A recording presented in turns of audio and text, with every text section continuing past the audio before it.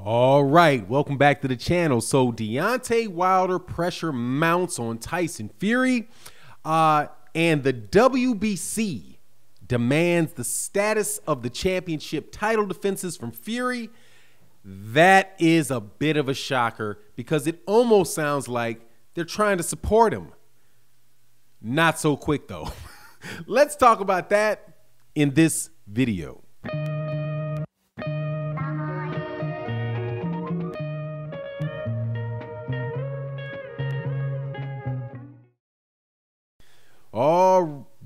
All right, welcome back to the channel. So, sorry, stuttered over my words, tried to read something right here at the same time as talking, didn't work out. So let's start that again. The WBC is asking questions about Tyson Fury, of Tyson Fury. When are you going to defend your belt? They want to know whether or not, from Tyson Fury, whether or not he is going to be fighting Anthony Joshua or whether he's going to be fighting Deontay Wilder. What's the deal? It's been almost a year. In February, it will be a year since the Deontay Wilder Tyson Fury fight, and Tyson Fury's not defended his belt. Now, and as you know, based on the WBC rules, that every year you're supposed to have a mandatory. So at the very least, he was supposed to fight a mandatory according to the WBC rules. Now, those are just the rules. Reality is that we all know exactly why Tyson Fury is not told the WBC who he's going to fight. Because his ass is in court right now. Excuse my language. Because he is in court right now. That's why. Tyson Fury cannot answer the question for Mauricio Sulaiman because Tyson Fury doesn't have the answer. So what is exactly, so when Mauricio says, hey, we want to know from Tyson Fury what the situation is, what it's going to be, we don't know. Really? I think you do know, Mauricio. I think you know. I think you know that Tyson Fury is in Florida right now. And the reason that he is in Florida right now is, well, it could be because of the, the pandemic in the UK. But it's also because his ass is in court. Dang, I keep swearing in this video because I just cannot believe that people keep acting like they don't know what's going on.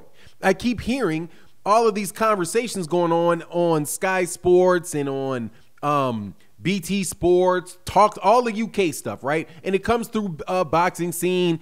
You hear, you see other people do videos. It literally is the dumbest conversation going on in boxing right now. Because number one, Tyson Fury does not have a boxing license in the UK. And in the United States, he's in court. And in the rest of the world, there's a pandemic. So what's the confusion? Now, in fairness to Mauricio Sulaiman, because I do believe in being fair, him actually saying that makes sense. We don't know officially what's going on because Tyson Fury has not told us officially who he's going to fight. Now, again, can he tell you? No, he can't tell you. You want to know why he can't tell you, Mauricio Sulaiman? Because he's on a gag order in court. Because I do believe if he was to tell you how the negotiations were going and the conversations were going with Deontay Wilder and where they were, that would be a violation of a court-ordered gag order. You can't say that. He can't tell Mauricio Sulaiman what's going on.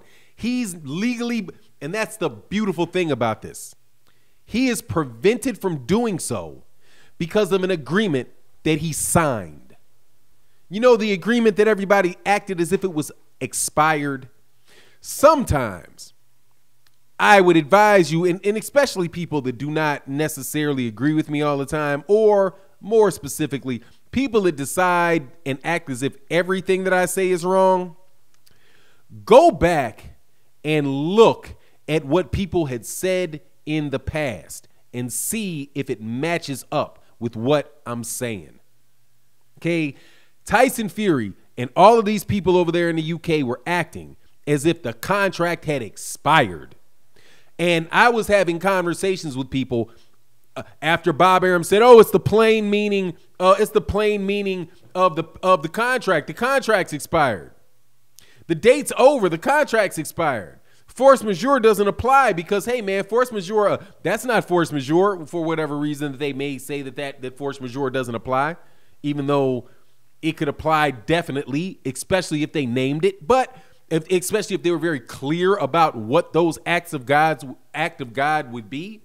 But I doubt they were able to predict a pandemic. Now, I am sure, though, that they were able to point out financial hardship that would make it reasonable to think that Deontay Wilder would not have been able to exercise. He exercised the rematch clause, first of all.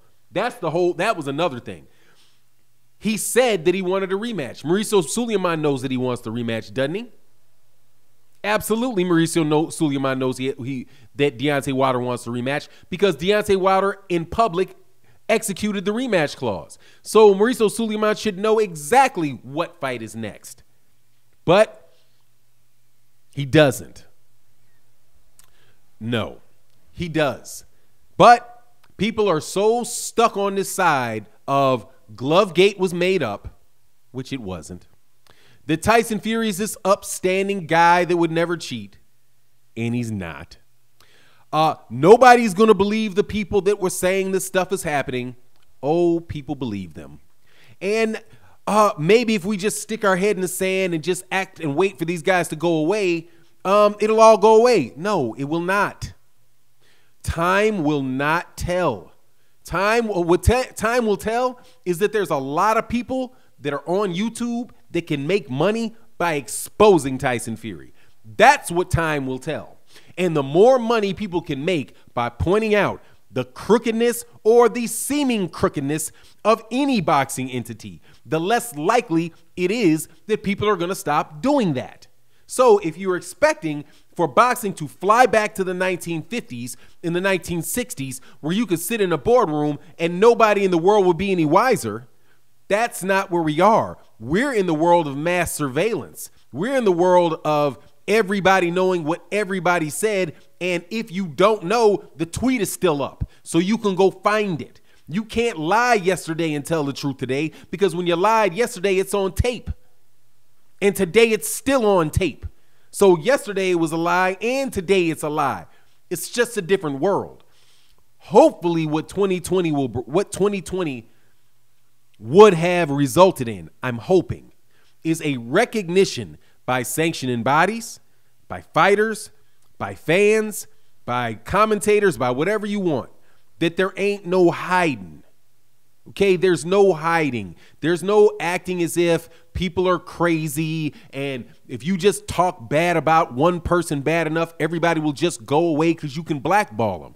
Your credibility is way too shot for that. Way too shot. In fact, it's so shot that a guy like me can make you look bad. Not because I think very poorly of myself, like I'm not intellectually fit or that I'm not responsible and thorough and that type of stuff. I endeavor to be on a regular basis. On a moment-by-moment basis, I endeavor. Don't make it, but I try. So it's not that it's me doing it. It's the fact that you guys, that anybody can do it to you. Anyone. Any regular citizen walking around with just enough concern and enough determination can expose you dudes for every crooked, crazy thing you guys are doing, because it's all on the internet. It's all public record, and people are getting more and more used to being able to find it, nowhere to go. That's where we are, and hopefully the WBC, the WBA, the WBO, the IBF, Top Rank, PBC can adapt their business models to the reality of the world that they're doing business in. You are not going to be able to just make up a bunch of stories and kick fans around like tin cans. This is not the 60s. This is not the 70s. This is not the 80s. This is an area. This is beyond the information age. It was the information age. Dog, it's just we on the net and everybody's butt naked age. That's what it is. It's just everybody's business is just hanging out there, unless you've got 5-time encryption on your stuff. So the best way to act, I believe in this type of environment, is just to be honest. just to be straightforward. If you don't want to make a fight, just say why you don't want to make the fight. Then people will ridicule you and you live with it. Otherwise, you're not going to be able to hide Teofimo Lopez and claim like Teofimo Lopez is this super megastar while you try to actually make him one. No, people are going to look at Teofimo Lopez and they're going to say, yeah, he beat Vasily Lomachenko, but he was on Terrence Crawford's undercard a couple months before that, and he's never headlined his own cards. Why are you telling me he's as big as Gervonta Davis, right? It's that type of just whatever stuff that people make up that media and boxing and sanctioning bodies and promoters, I guess, are used to people just eating and taking. It's not going to happen anymore, man. Let's just make the fights, okay? Make really good fights. If your guy loses, oops, too bad, so sad. Hey, convince everybody else to let him fight again. Don't throw him under the table because he didn't turn into Floyd Mayweather Jr. Not everybody's going to be Floyd Mayweather Jr. There's going to have to be Juan Manuel Marquez's. There's going to have to be Arturo Gatti's. There's going to have to be Cotto's. There's going to have to be all kind of fighters, man. But it seems to me like everybody is waiting around and trying to act like their fighter is going to be the one that turns into Floyd. Promoters are not the ones that are going to turn fighters into Floyd. We, the fans, are the ones that turn people into Floyd and Ali and guys like that. Not you. You just have to accept that you got to get a little bit lucky and get somebody that is the truth. And then put them in against other people that think they're the truth and prove that they're wrong. But that's not what boxing wants to do right now. They want to play a lot of mind games, a lot of Wizard of Oz, man behind the curtain nonsense. And it is just blatantly apparent to everybody watching. Let's just get better. WBC, make Tyson Fury to respect his doggone rematch clause. You have the ability to order that fight and tell Tyson Fury what his next move is. But anyway, that's my take on the matter.